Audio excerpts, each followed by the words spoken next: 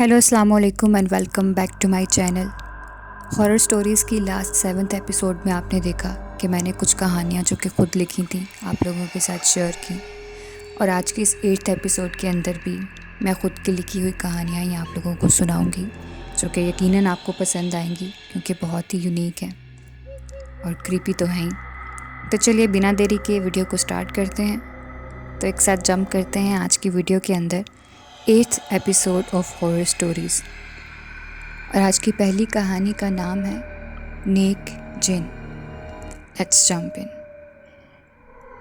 ایک دن کی بات ہے کہ میں کالج سے چھٹی کے بعد گھر جا رہا تھا، اور اوور ٹائم کی وجہ سے مجھے شام ہو گئی۔ یہ سردیوں کی شام تھی، اس لیے وقت سے پہلے ہی اندھیرا چھا گیا۔ اس دن دھند بہت زیادہ پڑ رہی تھی، اور اس کے باعث مجھے کچھ نظر نہیں آ رہا تھا۔ میں گھر کے راستے پر چلتا چلتا کب کسی اور راستے پر نکل گیا مجھے پتہ ہی نہیں چلا، اور اب میں پریشان ہو رہا تھا کیونکہ مجھے میرا گھر نہیں مل رہا تھا۔ میں نے بہت ڈھونڈا، مگر دھند کے باعث مجھے گھر ڈھونڈنے میں بہت دشواری ہو رہی تھی۔ اتنے میں نے ایک لڑکا دیکھا جو کہ میری طرف آ رہا تھا، تو مجھے تھوڑی راحت ملی کہ چلو میں اب اکیلا نہیں اس جگہ پر۔ میں نے اس سے سلام لیا اور پوچھا کہ بھائی حافظ کالونی یہی ہے؟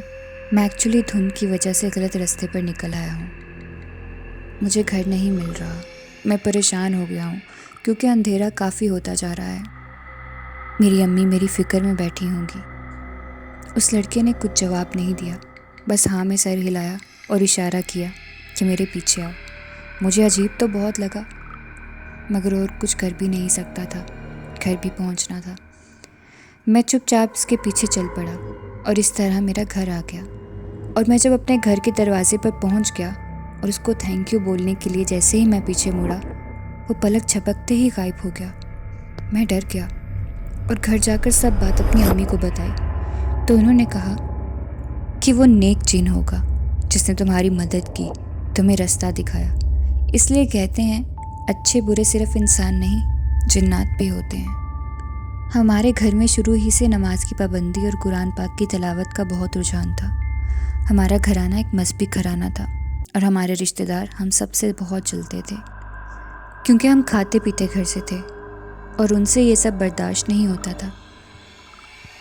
تو انہوں نے ہمارے گھر پر تعویذ کروا دیا۔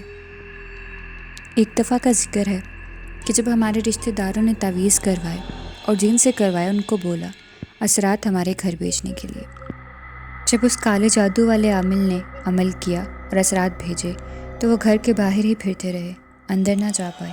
عامل نے جب ان چیزوں سے پوچھا کہ کیا مسئلہ ہے، آخر تم لوگ اندر کیوں نہیں داخل ہو پا رہے، تو انہوں نے کہا کہ ہم اس گھر میں داخل نہیں ہو پائیں گے، ہم اس گھر کے نزدیک جاتے ہیں اندر داخل ہونے کے لیے تو ہم جل جاتے ہیں، ایسے ہم مر جائیں گے، کیونکہ اس گھر میں ہر وقت اللہ کے کلام کی آوازیں آتی ہیں جو ہماری جان کے لیے خطرہ ہیں۔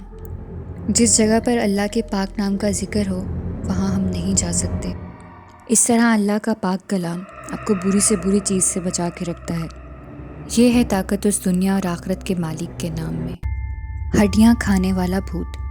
ایک بار میں پڑھ رہا تھا تو میری امی نے مجھے کہا کہ فری ہو کر گھر کا کچرا باہر پھینک آنا، تو میں جیسے ہی فری ہوا کچرا پھینکنے کے لیے گھر سے باہر نکل گیا۔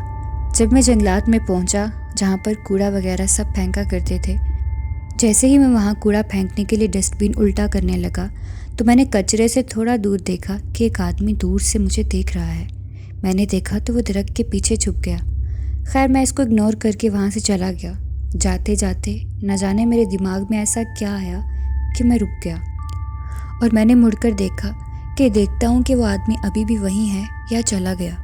جیسے ہی میں نے مڑ کر دیکھا تو دیکھ کر میرا دل ہاتھ میں آ گیا کہ وہ آدمی کچرے کے ڈھیر پر جلدی جلدی ہڈیاں کھا رہا ہے، اور ہڈیوں کے چبانے کی آواز مجھے دور تک آ رہی تھی۔ جیسے اس نے مڑ کر دیکھا تو میں چھپ گیا۔ میں اتنا ڈر گیا تھا کہ میرا دماغ ہی سن ہو گیا۔ اس کے بعد میں نے آیت الکرسی کا ورد شروع کر دیا، اور تب تک کرتا رہا جب تک میں گھر نہیں آ گیا، اور گھر آتے ہی میں نے شکرانہ کے نفل ادا کیے کہ اللہ نے میری جان بچا لی۔ لکڑیوں کے پیچھے چھپا چہرہ۔ ایک دن میں گھر پر آیا تو میری والدہ نے مجھے کہا کہ آج کھانے میں ساگ پکانا ہے تو تم مجھے لکڑیاں چھت سے اتار دو۔ تو میں نے بہت زیادہ خوشی سے کہا کہ ضرور، کیونکہ نئی نئی سردیوں میں ساگ سے بڑی سوغات کچھ نہیں ہوتی اور مجھے پسند بھی بہت ہے۔ تو میں مان گیا، ورنہ تو شاید گھر آتے ہی کوئی کام نہ کرتا۔ میں چھت پر گیا اور وہاں سے لکڑیاں اتارنے لگا۔ میں لکڑیاں اتار ہی رہا تھا کہ مجھے لگا کہ جیسے مجھے لکڑیوں کے پیچھے سے کوئی دیکھ رہا ہو۔ میں ایک دم رک گیا۔ جیسے میں نے آخری لکڑی کی طرف ہاتھ بڑھایا، مجھے لگا جیسے کسی نے میرے ہاتھ پر ہاتھ رکھا ہے۔ میں اب ڈر گیا تھا۔ میں نے ہمت کر کے جب لکڑی اٹھائی تو اس کے پیچھے مجھے صرف ایک چہرہ دکھا جو کہ مجھے دیکھ کر مسکرا رہا تھا، اور یہ صرف ایک چہرہ تھا، اس کا کوئی جسم نہیں تھا، اور یہ چہرہ نہایت بھیانک تھا۔ چمکتی ہوئی آنکھیں اور منہ پر ہنسی نے میری جیسے جان ہی نکال دی، اور جیسے ہی میں نے پاؤں پیچھے کیا تو میں بے دہانی اور خوف کے عالم میں سیڑھیوں سے نیچے گر گیا۔ جب مجھے ہوش آیا تو میں اپنے بیڈ پر تھا۔ میں نے ساری بات اپنی امی کو بتائی تو انہوں نے کہا کہ ڈرنے کی کوئی بات نہیں ہے بیٹا، بس ایسے حالات کبھی بھی ہوں تو اللہ کا نام لے لیا کرو، ہر بلا سے محفوظ رہو گے۔ پھر مجھے تھوڑا حوصلہ ہوا کہ واقعی اللہ سے بڑی تو کوئی ذات نہیں ہے۔ ہانٹڈ ٹری، یہ میرے بچپن کا واقعہ ہے۔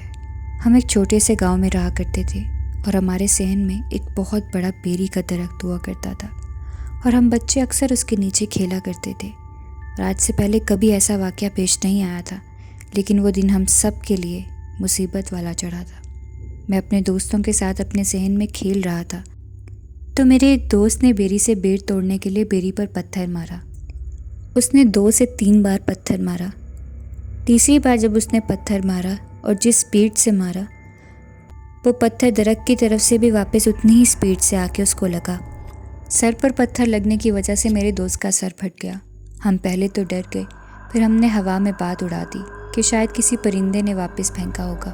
ایک دن پھر ہم سب دوست کرکٹ کھیل رہے تھے تو ہماری بال درخت میں جا کر اٹک گئی۔ تو ہم سب میں سے لمبا ہمارا دوست رضا ہوا کرتا تھا۔ ہم نے اس کو بولا کہ جا کے بال لے کر آؤ۔ وہ جیسے ہی درخت پر چڑھا تو وہ بہت زور سے نیچے گرا، جیسے اسے کسی نے دھکا دیا ہو۔ وہ نیچے گرنے کی وجہ سے بے ہوش ہو گیا۔ اس کے سر پر بیٹ لگ گیا تھا۔ جب اس کو ہوش آیا تو ہم نے پوچھا کہ کیا ہوا تھا۔ ہمیں لگا کہ اس کا پاؤں پھسلا ہے اور وہ گر گیا، مگر ہم تو بس تکے ہی لگا رہے تھے۔ وہ جب اٹھا تب بھی دہشت سے گھبرایا ہوا تھا۔ اس نے کہا کہ جب میں درخت پر چڑھا تو مجھے ایک سیاہ فام چیز نے بہت غضبناک طریقے سے گھورا، بڑی بڑی آنکھیں دکھائیں اور مجھے کہا کہ چلے جاؤ یہاں سے، اور زور سے دھکا مارا کیونکہ وہ گیند ان کو جا کر لگی اور پہلے والے پتھر بھی۔ اسی لیے وہ اتنے غضبناک ہو گئے کہ ہم ان کو تنگ کر رہے تھے۔ اس لیے ایسے درخت پر پتھر وغیرہ نہیں پھینکنے چاہیے، کیونکہ آپ کے لیے چاہے وہ صرف ایک درخت ہو، لیکن کسی کے لیے ان کا گھر بھی ہو سکتا ہے۔ تو آج کے ایپیسوڈ میں صرف اتنا ہی۔ امید ہے کہ آپ کو آج کی کہانیاں بھی پسند آئی ہوں گی۔ ملتے ہیں نئی ویڈیو میں، تب تک کے لیے خدا حافظ۔